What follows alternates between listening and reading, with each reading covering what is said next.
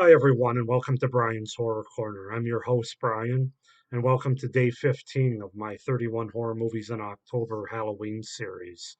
Halfway through the month, hard to believe. Today, we're going to go ahead and jump into the British Horror Anthology realm from a recent film that was done, and that is the film Ghost Stories from 2017. So, yeah, first time watch for me, so let's just go ahead and get into it, starting with the premise and the setup and the cast, and then I'll get into my thoughts and review, which I'm going to try to keep spoiler free if I can. So, Ghost Stories is a 2017 British anthology horror film, written and directed by Jeremy Dyson and Andy Neiman,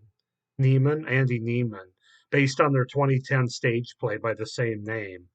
It stars Neiman reprising his role from the play, a man devoted to debunking fraudulent psychics, who is tasked with solving three unexplained paranormal events.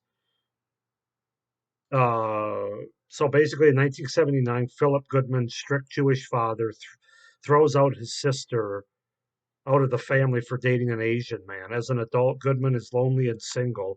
He is also a well known professor and television presenter whose show is devoted to debunking fraudulent psychics, which he regards as his life's work to stop people's lives from being ruined by superstition the way his family's were. He receives an invitation to visit a famed 1970s paranormal investigator, Charles Cameron, who inspired him as a boy, but who has been missing for decades and is now living in a caravan, sick and impoverished. Cameron asks him to investigate three incidences of supposedly real supernatural ghost sightings. The first case is a night watchman, Tony Matthews, whose wife died of cancer and who feels guilty that he stopped visiting his daughter, who suffers from Lockton syndrome. He was haunted by the spirit of the young girl working in a disused asylum for women. The second is a teenager, Simon Rifkind, Rifkind, I think, who is obsessed with the occult and has a poor relationship with his parents. His car breaks down after running over a creature in the woods. Goodman, although unsettled by the second case, believes that each of them has an obvious rational explanation. The supposed victims, the supposed victims imagine them based on their neuroses.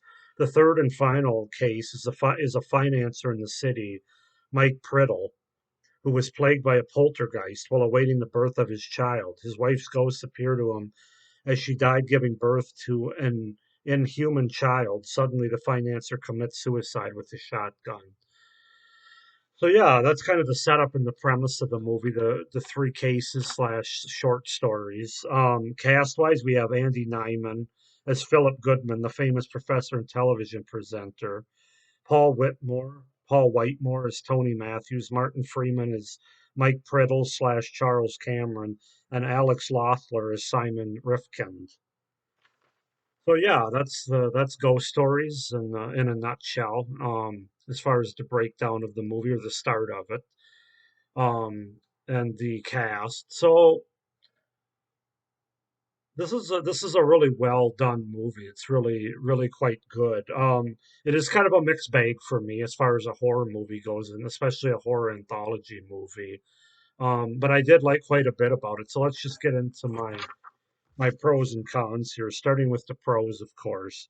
As I said, it's a very well produced, well directed movie that looks wonderful with outdoor settings and imagery, and it has a very competent and interesting storytelling narrative that goes on. So, from a technical standpoint, it's a very well made movie. Definitely no shortage of budget on this movie. Very competent filmmaking. It's also a very well acted movie across the board, especially by all the main characters that I mentioned in the cast. I particularly thought that Alex Lothar, or the character of Alex Lothar, played. Or no, I'm sorry, I got the character and the actor screwed up. The character of Simon Rifkind, played by Alex Lothar. Um, I thought he did a really good job, especially being a younger actor. I really liked his segment. I thought he did a really good job. But all the main characters from Andy Nyman to Paul Whitmore, Martin Freeman, they all did a good job. So no bad acting in this movie. The last um, the last 20 minutes or so, the movie gets kind of crazy. It kind of goes off on a kind of on a left fork, if you will, in the road that you really, at least I didn't see coming. But it's also very interesting. It has a very unique twist involving the main character of Goodman. It also has a nice setup of getting there. If you watch the movie, you kind of know what I mean. They have good, mostly practical effects in the movie, good makeup as well with the demons and creatures that we see in the movie, or the possessed people, whatever you want to call them. They look creepy, so effective makeup, effective look, and uh,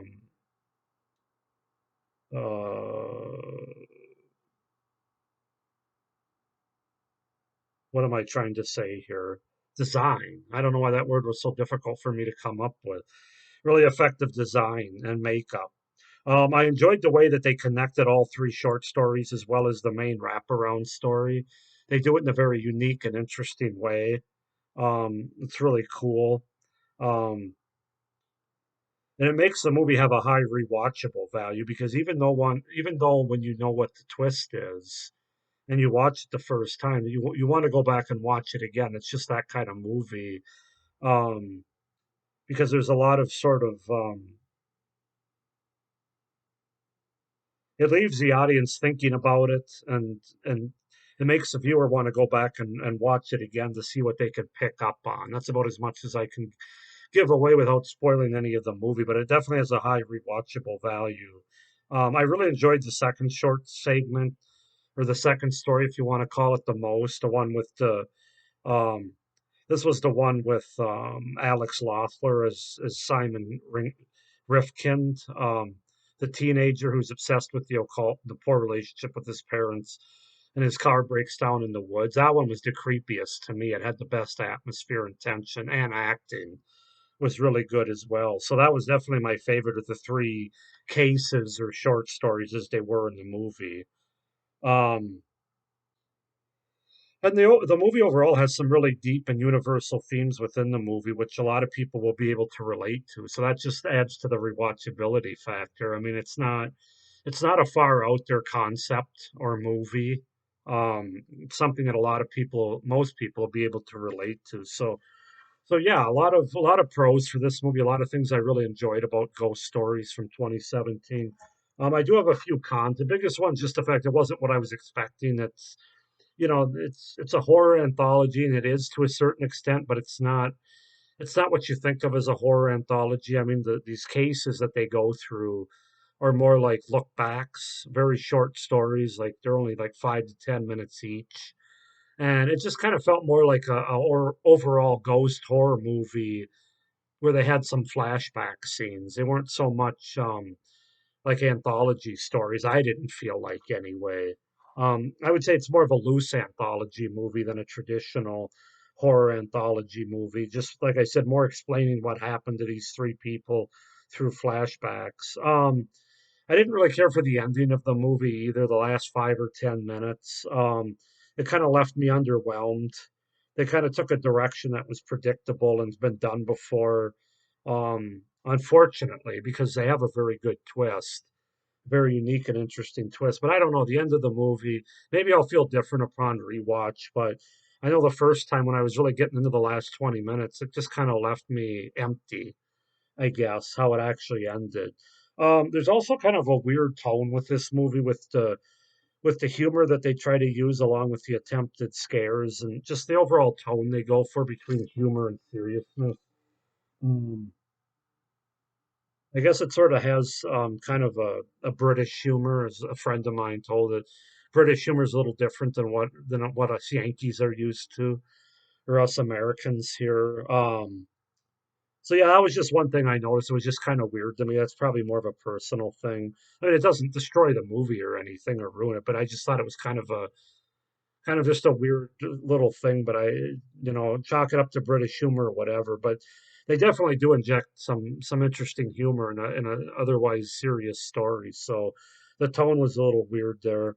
Um, it's not really a scary horror movie. I didn't think there's certainly some creepy aspects to it, especially as I mentioned in the second story, and even in parts of the first and third story, and the overall story. Especially when you see some characters that you weren't expecting to see close up, and like getting back to the makeup and the designs. Those things are really creepy, but the movie has jump scares, kind of predictable jump scares that we tend to get in a lot of newer horror movies.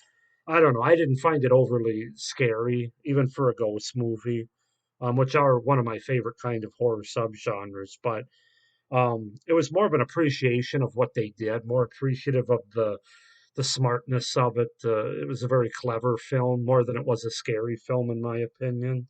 Um, and I really didn't care for the third and final story was my least favorite of the three short stories. With this is the one with Martin Freeman or Mike Priddle, the executive.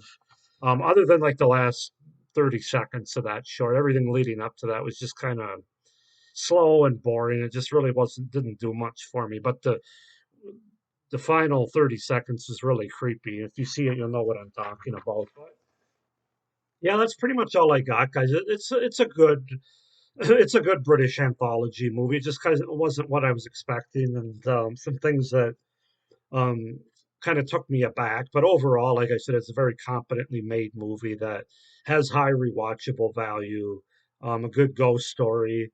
Um, Yeah, I I'm gonna give it an 8 out of 10. I did enjoy it for the most part, and I have a feeling I might enjoy it even more when I go back and rewatch it. A couple of cons here and there that are probably more personal, but there's no arguing with the directing, the acting, the production, the imagery, camera work, all that stuff, and then you throw in a really unique twist towards the end of the movie. It works. It works. So that's Ghost Stories from 2017. 8 out of 10 for my rating. Go ahead and let me know what you guys think if you've seen this movie. I would recommend that people check it out if you're a horror fan, especially a fan of like ghost movies, haunted movies, or the supernatural, I guess, but more ghost related. Let me know what you think if you've seen the movie, what you thought of it, your pros and cons. Like this video and hit the little notification bell so you don't miss any of my upcoming videos that drop. Subscribe to my channel so you don't miss any of my overall horror content, the rest of my 31 series here for October, leading us into Halloween, and then a certain anthology series that I'll be taking a look at in November. You don't want to miss. Um, but yeah, thank you for watching this video. Halfway through the month of October, we're getting close to the big October 31st. So thanks for watching. Have a good day and stay scared. Bye.